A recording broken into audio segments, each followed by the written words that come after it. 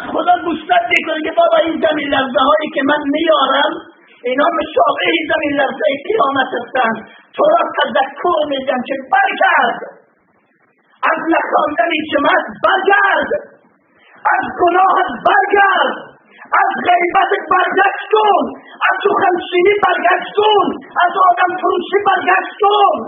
تذکر میدهم تو را پیش از اینکه زلزله حقیقتا خدای رؤوف و مهربان احیا و زنده بشد. اون زلزله عزیزان این زلزله هست که وَتَذَرُ كُلُّ ذَاتٍ حَمْلَهَا، اون مادرانی که بالاخره آثار و علامت و نشانه های بالاخره بارداری در شکمشان، در جسمشان دیده و مشاهده می شود. بعدشان فرزندشان 3 ماه، فرزندشان 4 ماهه، فرزندشان 5 ماهه، فرزندشان 6 ماهه و 7 ماهه در شکم مادرشان هستند.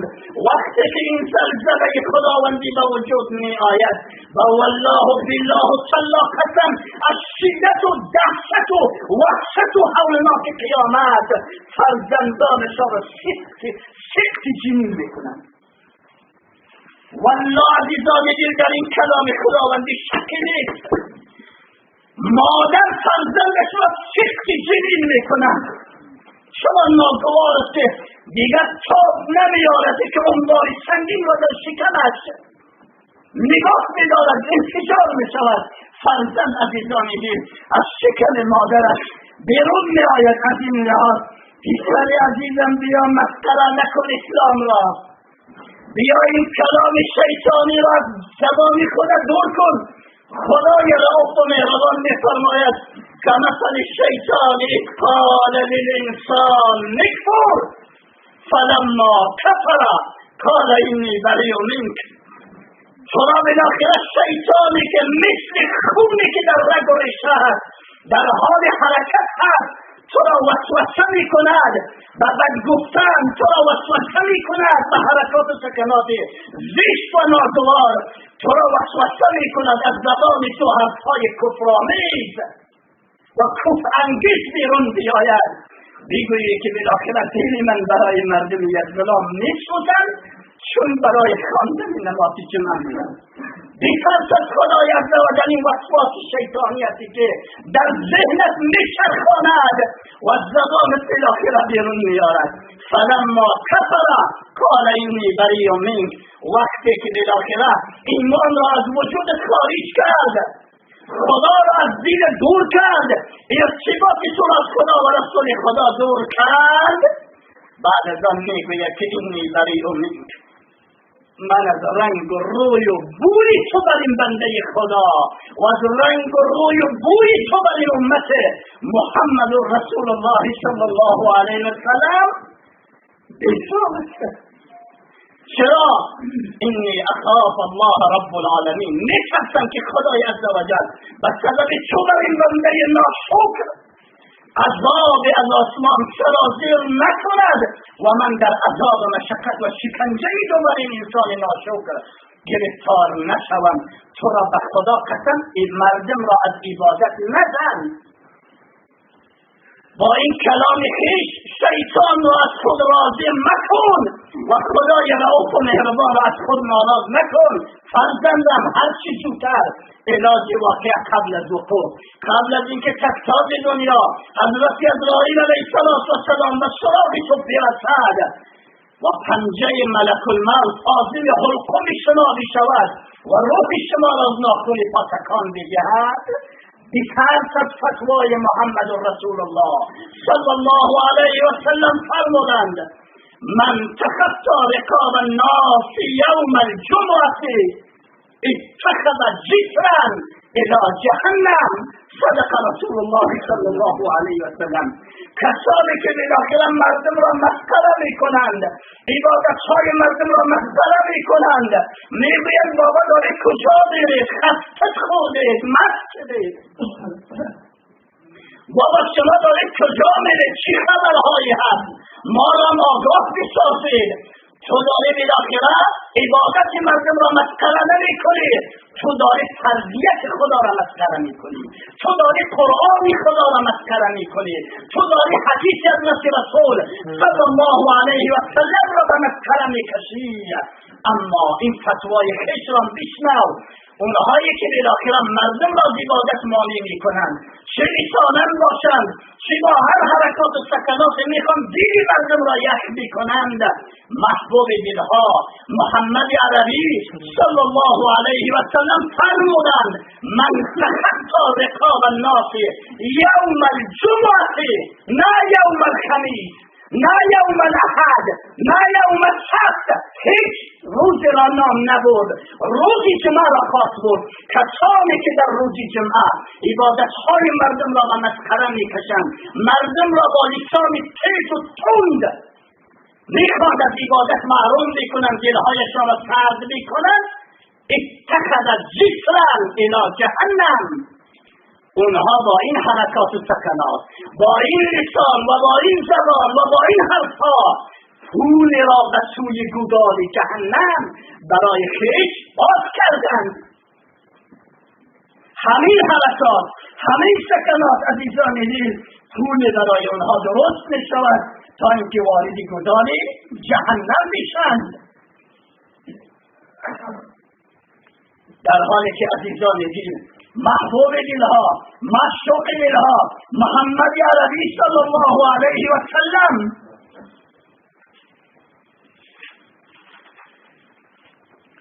بر حوض کوثر نشستند، همراه بالاخره بزرگترین یاران، بزرگترین جانبداران و جانفدایانش حضرت ابوبکر و عمر و عثمان و علی، و منتظر است که امت من وارد پل صراط چطوری می شوند، با کدام اشکال، با کدام شکل و شمایل. اما اونهایی که عزیزان دین با شکل بالاخره ماسر، با شکل بالاخره سکتر، با شکل بالاخره اولاغتر وارد پل صراط می شوند، آب حوض کوثری که خدای عزوجل اختصاص برای محبوب دلها حضرت محمد عربی صلی الله علیه و سلم داده است، نصیب حال اونها نمی شود. در رابطه با حوض کوثر حضرت رسول صلی الله علیه و سلم می فرماید، حدیث امام بخاری و مسلم عن ابن عمر رضی الله تعالی عنهما هست، می فرماید: حوضی مسیرة شهر و زوایاه سواء و ماؤه ابیض من اللبن و ریحه اطیب من المسک و کیزانه کالنجوم السماء من یشرب منها فلا یظمأ ابدا. صدق رسول الله صلی الله علیه و سلم. می فرماید مسیر حوض من یک ماه است، یعنی کسانی که وارد بالاخره حوض می شوند، وارد حوض کوثر می شوند، یک ماه راه است عزیزان دین. حالا شما خودتون تعقل میکنید، یک ماه پای پیاده بالاخره طی کردن و کجا میرسید؟ شما بزرگ استی که مسیر حوض کوثر حضرت رسول صلی الله علیه و سلم یک ماه راه است. و زوایاه سواء و طول عرض آن یک سال برابر هست، یعنی طولانیش هم یکی است، پهناییش هم یکی است، طولانی و پهناییش یکی هستند. و ریحه اطیب من المسک، آبش عزیزان دین عطرش از بوی مسک خوشتر است، چنان بوی زیبا دارد که از مسک و مسک عطرش بالاخره بالاتر و بالاتر است. و کیزانه کالنجوم السماء، کوزه ها و لیوان هایی که بالای بالاخره حوض کوثر گذاشته شده هستند مثل ستارگان درخشان تابان آسمان هستند. من یشرب منها فلا یظمأ ابدا، کسی که بالاخره سعادت نیکبخت، سعادت و نیکبختی بالاخره طاعت و عبادت دنیوی نصیب حال اون بنده خدا بشود و از اون آب کوثر استفاده میکند، دیگر تشنگی را عزیزان دین احساس نمیکند. در حالی که در حدیث دیگر آمده که روز قیامت گرماش بالاخره چنان پیش آمد، چنان شدید، چنان ناگوار هستی که تاریخ سر انسانیت و بشریت از گرمی روز قیامت دارد جوش میزند، مثل که بالاخره غذا و طعام در دیگ میجوشد. انسان ها چنان تشنه هستند که اگر دریا و قیامت را بالاخره دریافت بکنه همه را فرو میبرند. اما عزیزان دین، کسانی که آب حوض کوثر نصیب حال ایشان میشود از تشنگی بالاخره به طور ابد در امن و امان و تسکین و سکون و آرامش تشنگی نصیب حال عزیزان دین ایشان میشود. از این لحاظ عزیزان دین، بزرگترین اختلافی که امروز در یک غلام بالاخره با وجود آمده است، همین اختلاف بالاخره مراسم جمعه است. کاش که این اختلاف از روی عدل می بود، از روی عدالت، از روی انصاف می بود، از روی شهرت و از روی ریا و از روی تظاهر بالاخره نمی بود، از روی عدالت و انصاف می بود. اما آن حضرت صلی الله علیه و سلم در رابطه با اون کسانی که بالاخره اختلاف بین اسلام و مسلمین، اختلاف بین بالاخره 10,000 الی 15,000 مردمی از غلام میخوان دامن بزنن، چه فرموده؟ من اتاکم و امرکم جمیع یرید ان یفرق جماعتکم فاقتلوه. من گفتم، محبوب دلها گفتم، کسانی که میخوان به سوی شما بیایند در حالی که تمام مطالب و مسائل و مباحث دینی و دنیوی شما در نظام بالاخره دوستی پایه‌گذاری شده است، تمام بالاخره احکامات شما بالاخره در نظام دوستی هست، حرف شما یکی هست، حرکات سکنات شما یکی هست و فرد بالاخره از خارج تشریف میارد و میخواد که اوضاع 10,000 الی 15,000 مردم یک غلام را به اختلاف بکشد، تیکه میکند، جماعت شما را نجمد، حیثه قلیل اندک تضعیف میکند، ضعیف میکند. چه فتوا صادر کرده؟ فاقتلوه، صیغه جمع مذکر فعل امر حاضر معروف است و امر عزیزان دین مطابق علم اصول برای وجوب است. فاقتلوه، فردی که در وسط 10,000 الی 15,000 میخواهد اختلاف دو دستگی به وجود بیارد، محمد رسول الله صلی الله علیه و سلم فتوا دارد که حکمش قتل است. چون اون فردی که بالاخره 10,000 15,000 اوضاع مردم را میخواهد در حد و برهم عزیزان دین بکوبد، این چنین افراد مفسد فی الارض و عامل بدبختی جامعه هستند. ما بالاخره علما و دانشمندان در محراب منبر حضرت رسول صلی الله علیه و سلم میشینیم و میگوییم واعتصموا بحبل الله جمیعا ولا تفرقوا. این آیه را میخوانیم، بر اسمان الله و قرآن عظیم الشان چنگ بزنید، اختلاف و کشمکش و تفریقه را کنار بگذارید. اما این آیت تنها برای شما نیست، اول باید ما بالاخره مصداق این آیت قرار بگیریم، ما باید خودمون را بالاخره مطابق با این آیه بکنیم، بعد باید برای شما بالاخره این آیه را بخوانیم و ترجمه و تفسیر بکنیم. آن حضرت صلی الله علیه و سلم فرمودند ید الله فوق الجماعه، قدرت خدا، عظمت خدا، رحمت خدا، فضل خدا، انعام خدا، احسان خدای رؤوف و مهربان همراه جماعت هست، همراه توده مردم هست، همراه جمعیت بالاخره مردم هست. حالا این عمل بالاخره برهم دادن نماز جمعه بین 10,000 الی 15,000 مردم، این مخالف قرآن عظیم الشان، مخالف حدیث حضرت رسول صلی الله علیه و سلم است که در جای دیگر می‌فرماید من رأى منکم منکرا فلیغیر بیده فإن لم یستطع فبلسانه فإن لم یستطع فبقلبه ذلك اضعف الایمان. وقتی که بالاخره شما فتنه را در بین قوم خویش احساس کرده، مشاهده کرده، اون فتنه را اگر بالاخره ایمانتون خیلی قوی است با قوه قهریه او را خاموش بکنید. اگر ایمانتون بالاخره با قوه قهریه نمیتواند اون آتش را خاموش کردن، با لسان و با زبان بالاخره او را خاموش بکنید. حداقل با لسان و زبان بالاخره برخورد بکنید که عملی تو منکر است، عملی تو بالاخره شایان دین نیست، شایان اسلام نیست، شایان شریعت قضای محمدی نیست. اما اگر به زبان هم نتوانید که اجرا بکنید، مطابق مطلب و مذهب حضرت امام اعظم با قلب دین باش و همون محل را بالاخره ترک بکن و رها بکن. از این لحاظ سروران عزیزان،